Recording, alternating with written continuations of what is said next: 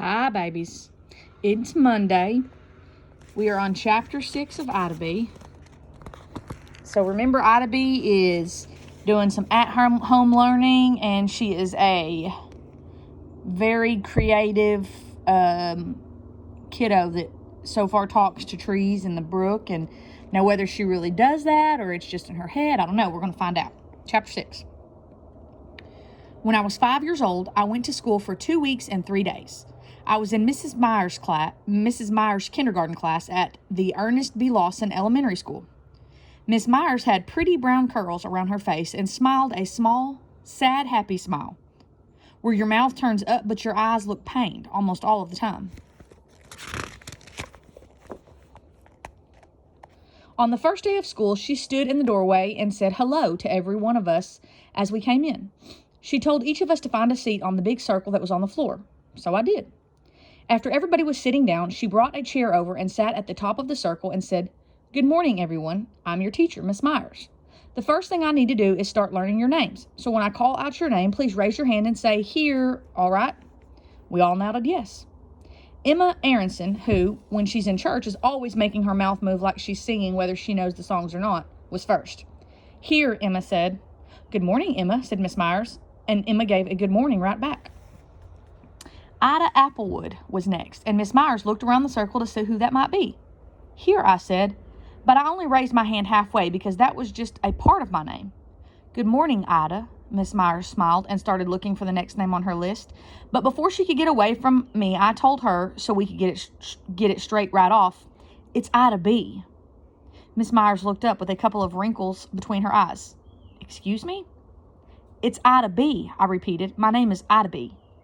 She stared down at her list again with an expression of deep pondering and some displeasure. But after a few seconds, that look of calm and sure delight people get when they figure out they're right and they're itching to tell you all about it spread across her face. "Now, Ida," she said to me, "I know that at home your family might call you by a nickname like Ida B, and that's just fine at home. But in this classroom, we're going to use our given names, not nicknames." Then she gazed around the circle with that sad, happy smile. Does everyone understand that? And all of the kids nodded their heads and smiled right back except me. "Now let's continue," she said. Samuel Barton was next.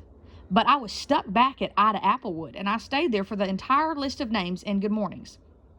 Because anywhere in the world we'd ever been, Ida Applewood was Mama. And at any time I'd been around people for more than the little while and a bit it took to get to know somebody, I was Ida B. So I was wondering and worrying about how my head was going to remember to look up or say yes ma'am whenever Miss Myers called out Ida, when an even bigger problem occurred to me. I realized that maybe having this new name that wasn't mine wouldn't just be for today or this year, but it might be my not for real and not anything like me, but I'm stuck with it name for every school day for the rest of my life. That, I knew, was a whole lot of days of being Ida and not being Ida B. So many days of being Ida that I might forget what being Ida B was like. And with that thought, a bad feeling came over me that started in my stomach and traveled out my legs and arms and ended up in my toes, my fingers, and even my tongue. Like everything was being tightened up and shrunk down and squeezed into a too tiny space. I looked out the window and saw all of that sunshine and air and room to move, and I swear I could hear the brook calling to me over that distance and through those closed up windows. "Come on home and play, Ida B. I'm waiting for you. Come on, come on, come on." A powerful longing came over me to walk out of that room, go outside and let that voice lead me home. But I'd promised Mama 9 times just that morning I'd be good and follow directions. So I sat in my spot on the circle with my hands in my lap. I kept thinking, though, that this was not anything like how Mama and Daddy had told me school was going to be, and I believed that was not a good sign. There was a rabbit in a cage in the room, but we couldn't pet it until it was time. There were books on the shelves, but we couldn't read them until it was time. There was a big playground with slides and swings and balls, but we couldn't play on it till it was time. Where there were lots of kids, but we couldn't talk till, you know when. "Miss Myers," I finally asked, "when is time?" "Pardon me?" "When is time for all the fun stuff?"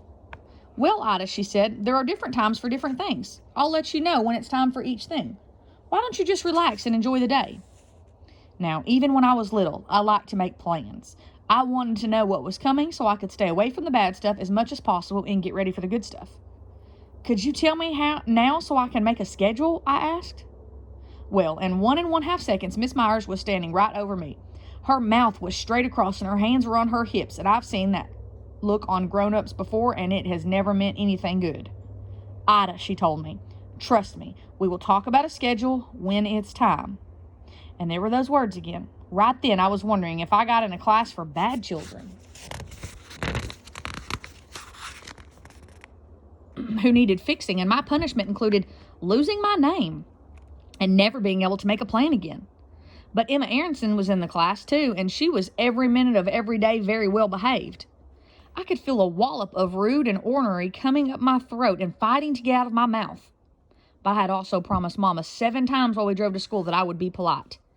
Yes, ma'am, I finally said through my teeth because they were keeping the rudeness inside my mouth.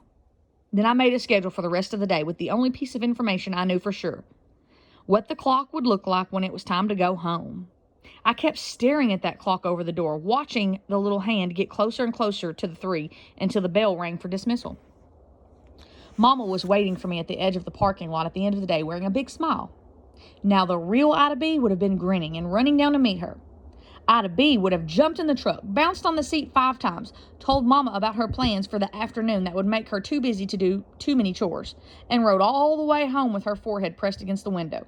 She'd be looking so forward to getting there. But I'd been Ida all day long. Miss Myers' Ida, who sat still, stayed in line, kept her hands to herself, and didn't have a single tiny drop of fun. I felt stiff and tired and cramped into a too small body with a too small name. So I just walked with slow, small steps to Mama. When I finally got close, I stopped, looked up at her, and said, Mama, this will not do. What will not do, Ida B? She asked. And when she said my name, it was like I was back in myself for the first time that day. I felt my body loosen up and tingle like it was waking up. Too many rules and not enough time for fun, I told her. Well, she said, let's get in the truck and you can tell me about it. So I sort of half leapt into the truck. And on the way home, I told Mama about the day, about Miss Myers' pretty curls and her sad, happy smile, the invisible no kids allowed to know anything till it's time schedule, the wonderful things everywhere that you couldn't touch or take time for, and mostly about Miss Myers refusing to use my real name. It took me almost the whole ride home to get it all out. When I was done, Mama took a moment to think. Then she said, Ida B, it sounds like a hard day, but there's always a lot to be done on the first day, and first days are usually not too much fun. I'm sure tomorrow will be much better. As we came to a stop at the end of the drive, I looked right at Mama and told her, I highly doubt that. But she looked back at me and said, give it another try, baby. And it was so good to be home with Rufus barking and running around in a circle, slimy stuff spraying out of his mouth every which way so you'd want an umbrella just to walk to the house, and the apples getting ripe so you could smell them in the air, and Mama smiling at me so sure. I said, okay, Mama, but this is what I was thinking inside. While I surely hope you're right, I have a very bad feeling about that place. So Ida B's having a tough time at school. I can imagine not even being able to be called, what she was comfortable with being called. So anyway, we'll find out what happens tomorrow with Chapter 7.